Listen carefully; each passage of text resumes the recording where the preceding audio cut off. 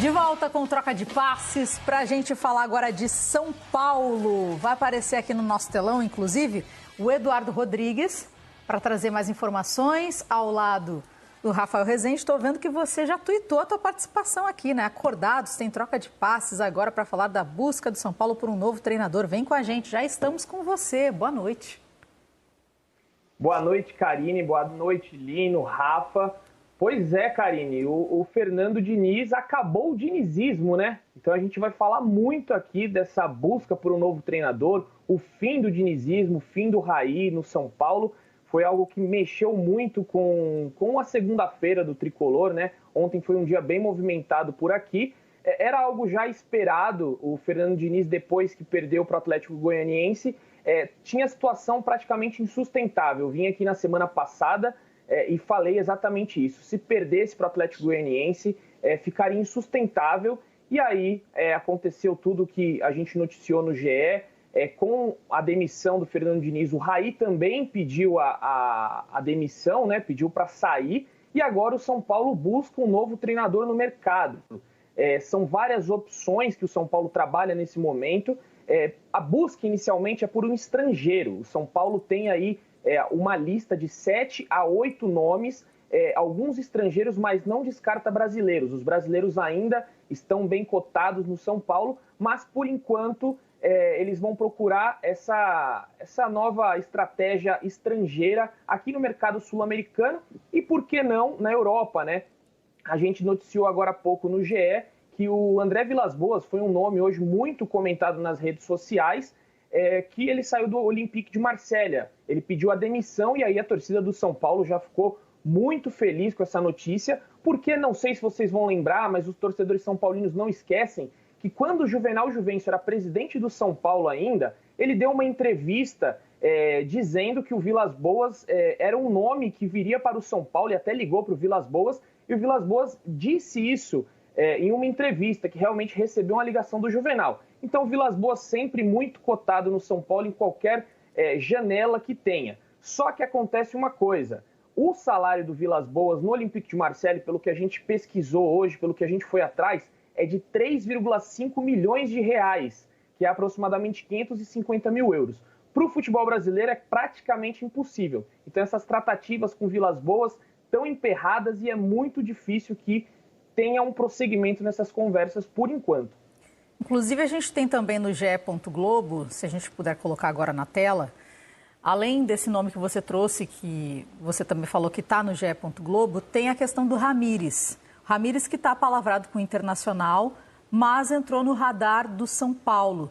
Passar a bola aqui para o Lino. Se você tiver os nomes também, Eduardo, se você puder, não sei se você tem a lista aí que você falou que tem alguns outros nomes brasileiros também, se você tiver essa informação, pode colocar na roda aqui, mas quero ouvir o Lino em relação ao Ramires e também ao técnico que disse agora o Eduardo. Qualquer projeto que você faça, ele precisa de um orçamento. Se o cara não cabe no seu orçamento, pronto, você tem que descartar. Quando você faz um orçamento como o São Paulo está propondo agora, e a ideia para o São Paulo dentro dessa temporada é contratar um treinador e não contratar jogadores caros, usar muitos jogadores jovens e manter uma outra estrutura um pouco mais enxuta dentro do São Paulo. Para fazer isso não adianta trazer treinador que sonhe demais, né? Que queira reestruturar clube, trazer grandes jogadores. Se o projeto... E que custe demais também. E que custe demais, porque senão você vai tirar de algum outro lugar e você vai criar esse desequilíbrio. Então a gente vai eliminando etapas, né? O Miguel Ângelo Ramírez, se fala lá em Porto Alegre que realmente ele pode encontrar um outro caminho, porque o Abelão está recusando propostas, porque o Abelão ainda... o Abelão está com o título brasileiro na mão e isso pode gerar uma pressão. Mas parece que o acordo com Miguel Ângelo Ramírez não é só de boca. Existem coisas... E ainda que fosse de boca, existe um acordo com o cara, né? Esse acordo precisa ser descosturado, precisa ser retrabalhado, mas não vejo nada de errado você ganhar um campeonato com Abel e iniciar um projeto com Miguel Ângelo Ramírez. O Internacional não vai ser incoerente se fizer isso e duvido que haja decepção do torcedor colorado. Ele vai comemorar o título, agradecer o Abel, botar uma estátua para o Abel e a vida vai seguir. Com certeza, com certeza.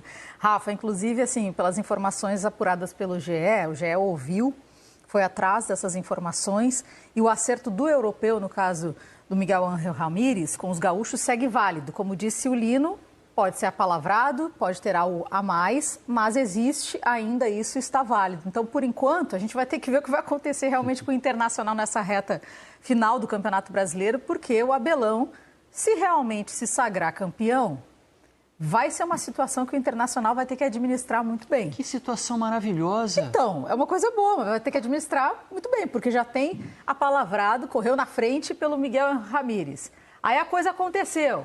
O Abelão foi lá e conseguiu agora recorde no Campeonato Brasileiro de pontos corridos, né? Desde a era de pontos corridos, 9 vitórias. Como é que fica isso, Rafa? Então, para o São Paulo, pelo menos é bom, né? Futebol brasileiro, se o Abelão continuar. Sim. Se a gente não estivesse falando de futebol brasileiro, eu diria que fica como está acordado, né? Um novo projeto se iniciando com uma nova diretoria a partir da vitória nas eleições e o São Paulo não tendo como contar com um treinador que tem um acordo com uma outra equipe. Mas é Brasil, né? E sendo Brasil, eu não cravo, não. Não duvide de nada, né? Não duvide exatamente. De nada. Eu acho que o Ramírez se encaixa nisso que o Lino cita, né? Por mais que o São Paulo tenha falado que há uma verba, não é nada de outro mundo, mas há uma verba para se movimentar no mercado em termos de contratações. Quando a gente fala em estruturação de um projeto de futebol, a gente está falando do cara que tocou o principal projeto. Tudo bem, se a gente tem o Galhardo no River, mas quando a gente fala de um projeto que suplanta outros, que surpreende pela origem e pelo que atingiu, é o trabalho do Del Valle, né? E o Ramírez chega, faz um ano ainda no sub-20, salta para o profissional e faz essa transição de vários atletas com desempenho, com resultado, com retorno financeiro, é o melhor dos mundos. Então, um projeto de futebol passa por identificar pessoas que têm esse perfil. Agora, o futebol brasileiro, a gente estava vendo a entrevista do Domi, né? Para uma equipe que acerte com o Ramírez, não dê tempo para que esse projeto se desenvolva, para que os seus jogadores oriundos da base interpretem e entendam aquilo que está sendo pedido, né? Para que o trabalho mature minimamente, né? Para que o processo se desenvolva, é raro por aqui.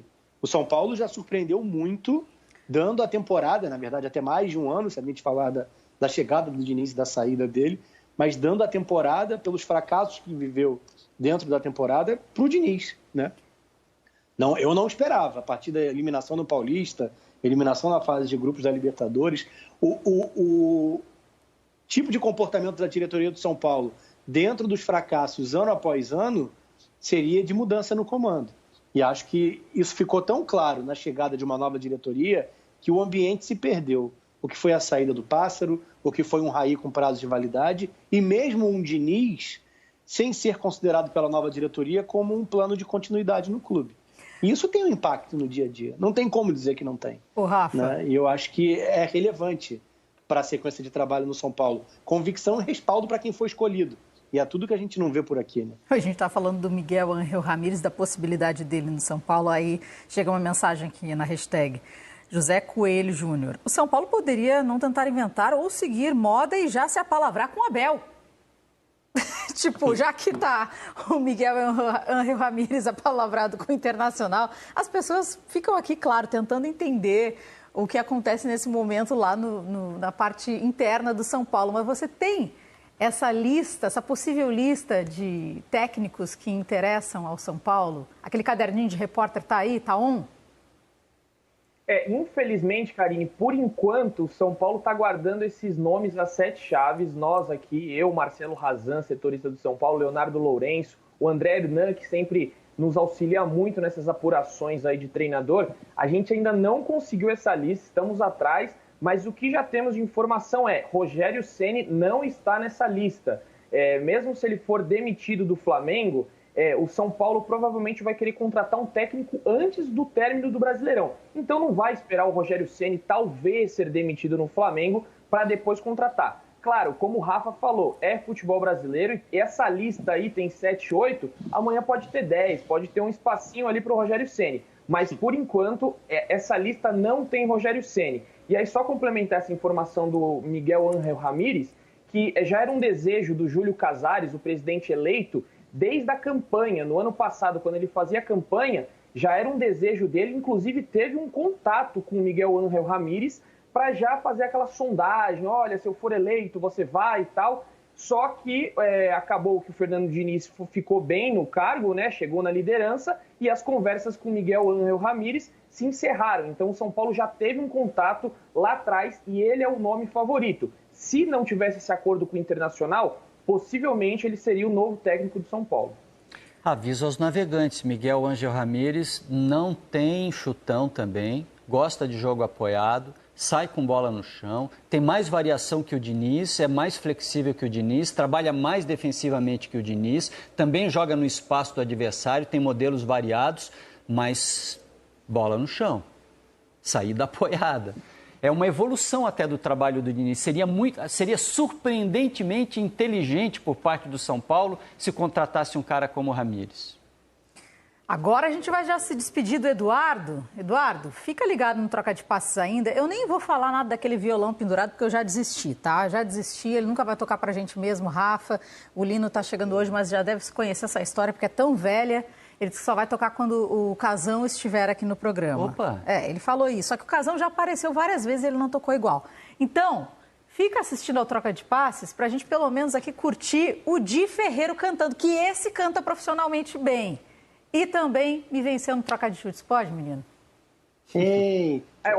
Eu acho melhor deixar o Di Ferreiro mesmo, que tá bem, mas eu prometo, esse violão vai sair da parede, cara. Sei, Eu te prometo, tá bom. uma promessa. Ó. Tá bom. Um beijo. Até a próxima. Beijo. Tchau, gente. Até mais. Tchau. Aquele violão não vai sair da parede nunca, né? Pelo jeito. É só para fazer cenário. Vamos então para o nosso Troca de Chutes. Vinheta no ar e quero saber a resposta do Di Ferreiro que venceu. Venceu por